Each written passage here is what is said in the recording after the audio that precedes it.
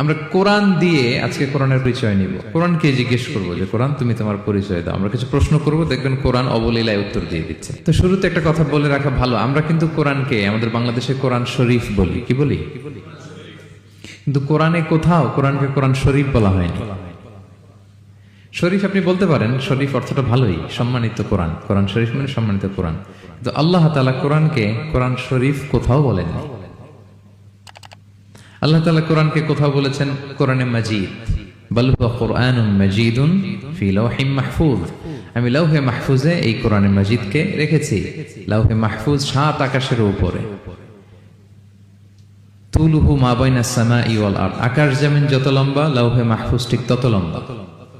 ওয়া আরদুহু মা বাইনাল মাশরিকি ইলাল মাগরিব, পৃথিবীর প্রাচ্য থেকে পাশ্চাত্য যত দূর, লাওহে মাহফুজ প্রশস্ততার দিক থেকে ঠিক তত দূর। ওহু মিন দুররাতিন বাইদা, সাদা ঝকঝকে ডায়মন্ড দিয়ে আল্লাহ লাওহে মাহফুজকে তৈরি করেছেন।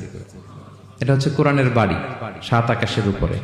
তা আল্লাহ বলেছেন বাল হুয়া কুরআনুম মাজিদ, কোরআনে মাজিদ বলছেন আল্লাহ, কোরআন শরীফ বলেন নাই। আরেক আয়াতে আল্লাহ তাআলা বলেছেন ইয়াসিন, তারপরে কি?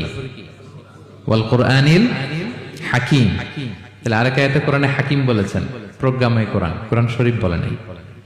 সূরা ওয়াকিয়ার আরেক আয়াতে আল্লাহ তাআলা বলেছেন ইন্নাহু লাকুরআনুন কারীমুন ফি কিতাবিম মাকনুন, এখানে বলেছেন কোরআনে কারীম। সূরা হিজরের এক আয়াতে আল্লাহ বলেছেন কোরআনে আযীম, ওয়ালাকাদ আতাইনাকা সাবআম মিনাল মাসানি ওয়াল কুরআনাল আযীম। নবী হে, আপনাকে আমি নিত্য পাঠনীয় সপ্ত বাক্য দিয়েছি আর কোরআনে আযীম দিয়েছি।